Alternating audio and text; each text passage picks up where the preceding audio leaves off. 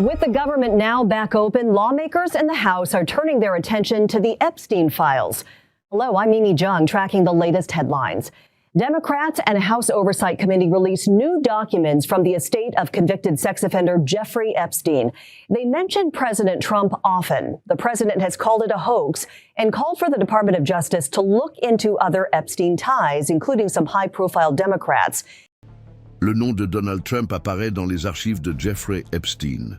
Il figure dans les messages, les emails, les preuves qui ont finalement été révélées après des années de soupçons étouffés et de promesses non tenues. Trump agit comme quelqu'un qui se sent acculé, quelqu'un qui sait qu'il est encerclé. La façon dont il réagit à cette révélation explique en partie pourquoi il a rompu l'une de ses plus grandes promesses de campagne, la transparence.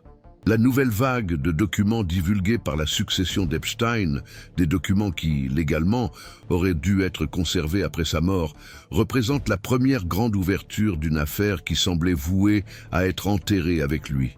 Et maintenant qu'une partie de ces documents a été rendue publique, la situation à Washington commence à changer radicalement.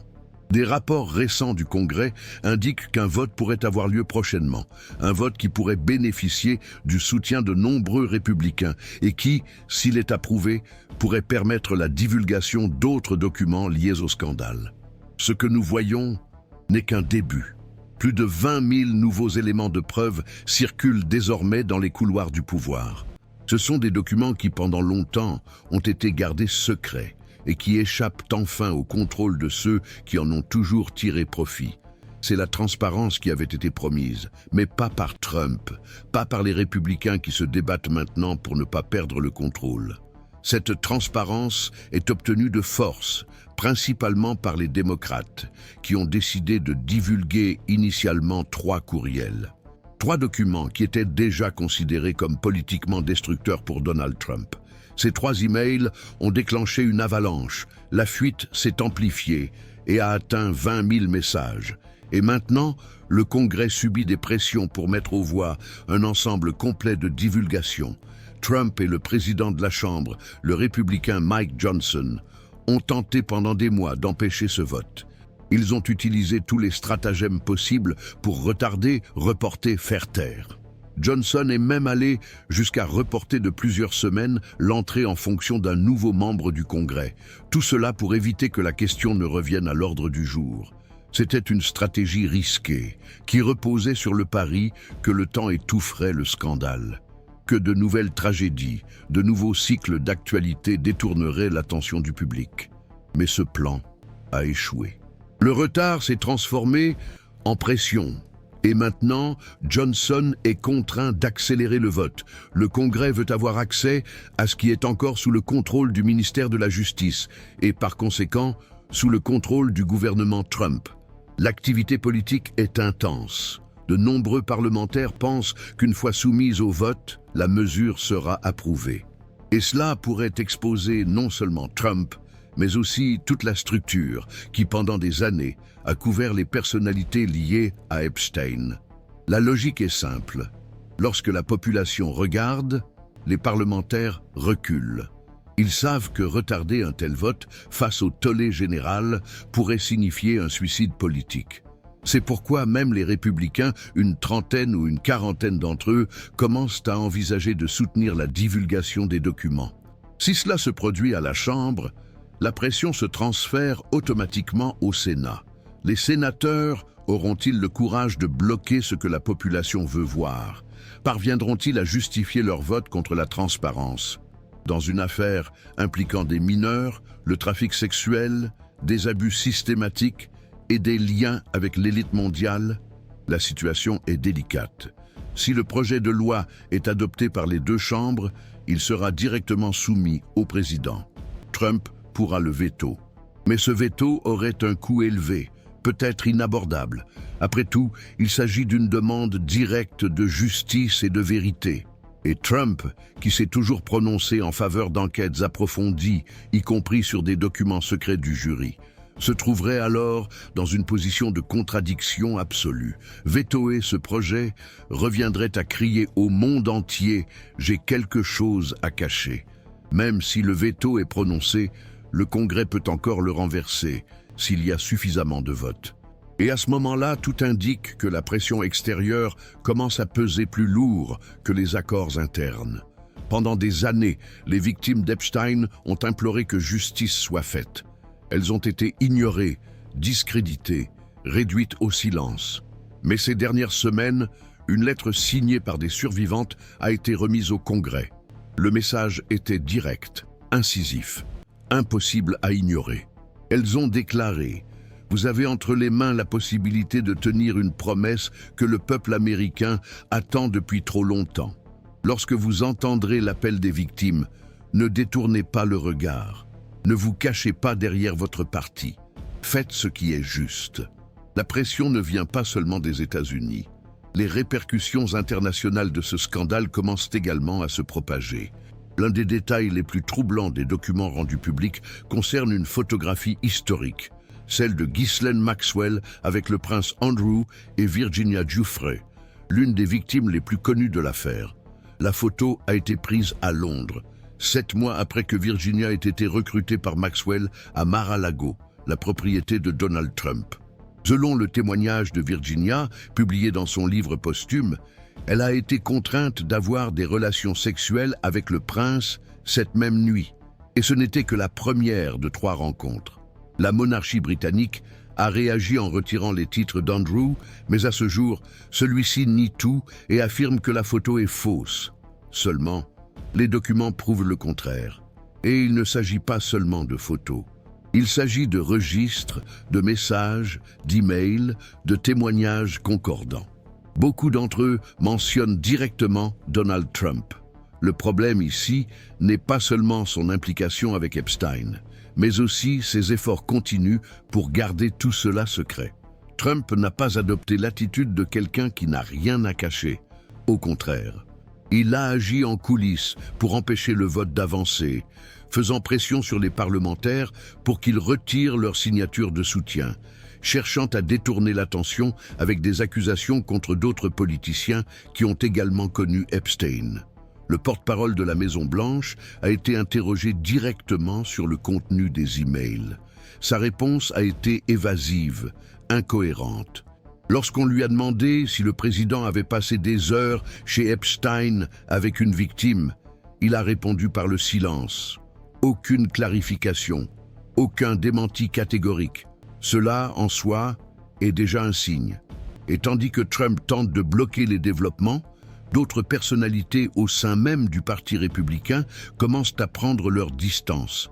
L'isolement politique devient visible. La base conservatrice qui défendait auparavant Trump bec et ongles est désormais divisée.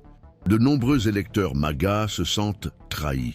Après tout, l'homme qui avait promis de nettoyer le marécage semble désormais y être enfoncé. Et que dire du ministère de la Justice?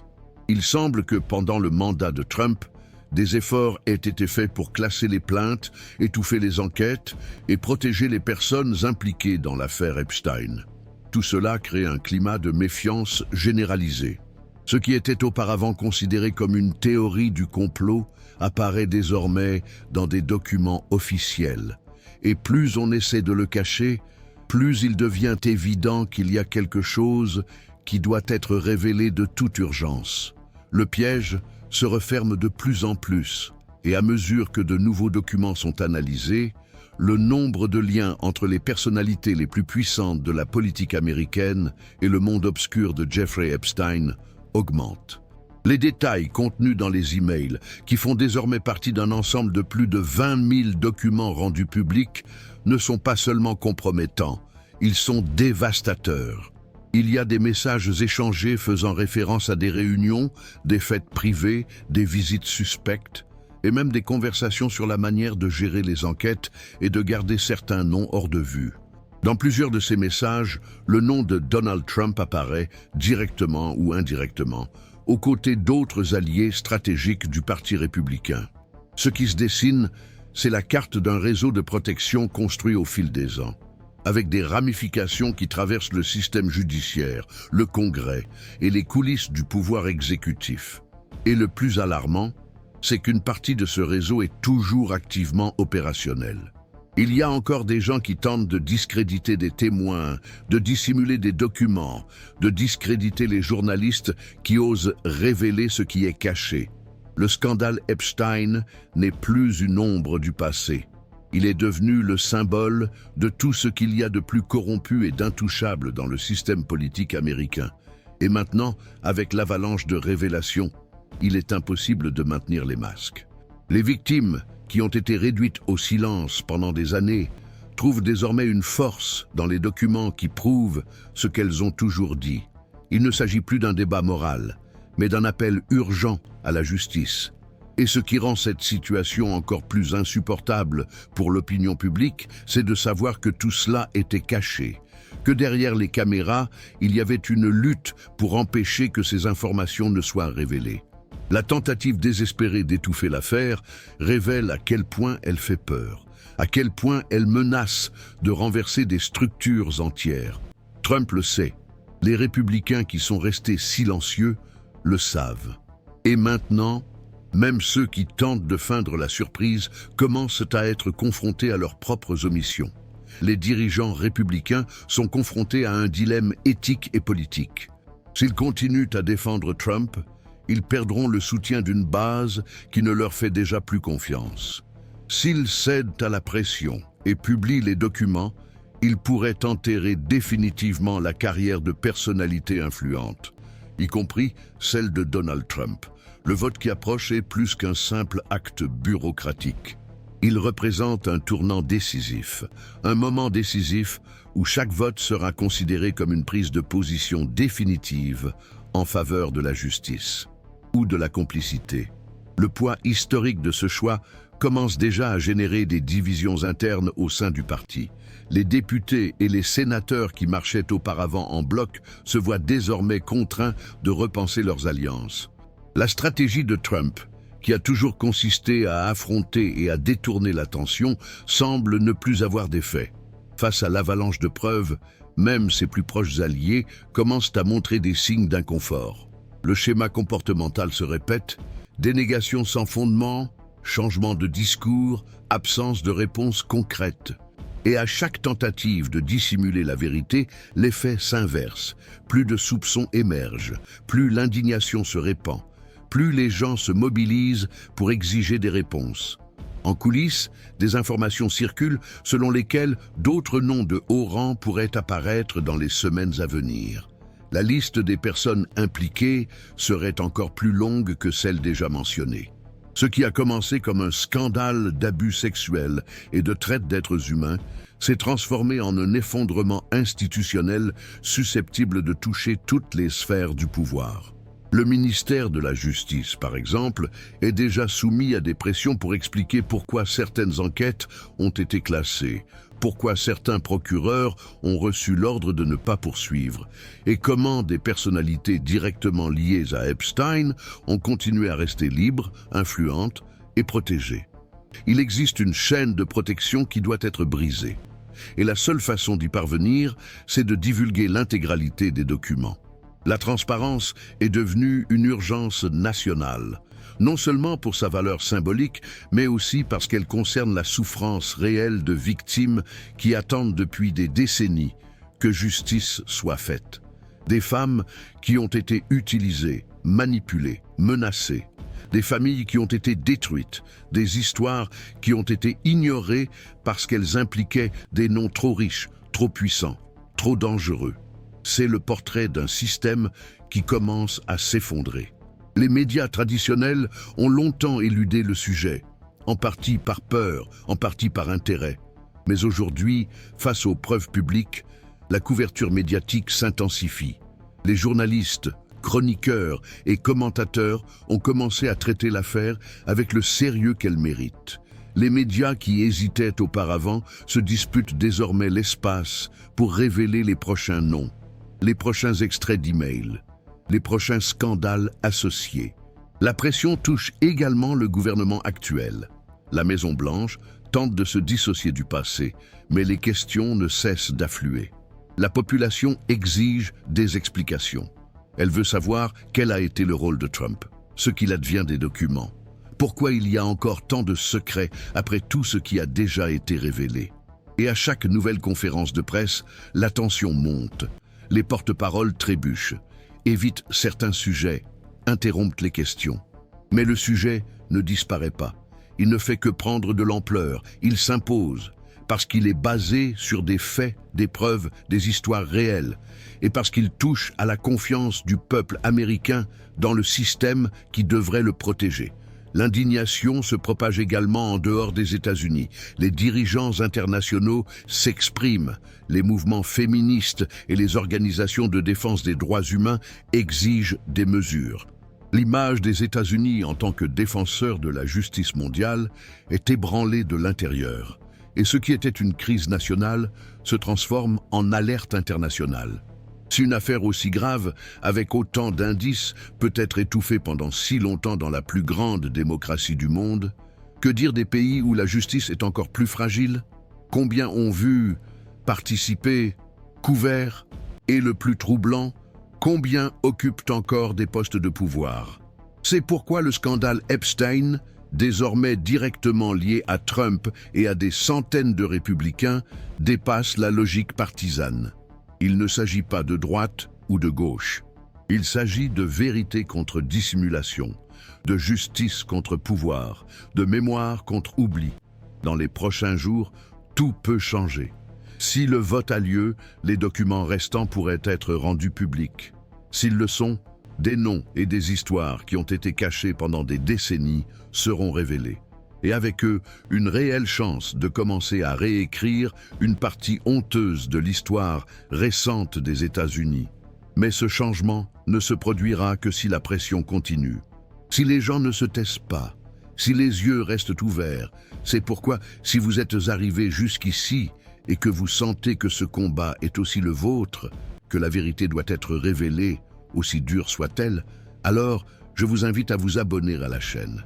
Ici, nous ne fuyons pas la vérité, nous l'affrontons, ensemble, parce que chaque voix compte, chaque commentaire nous rend plus forts, chaque partage brise le cercle vicieux de la manipulation. Ce n'est que le début, et vous en faites partie. Ce à quoi nous assistons n'est pas seulement un nouveau scandale politique, c'est un véritable séisme qui ébranle les fondements de la confiance publique.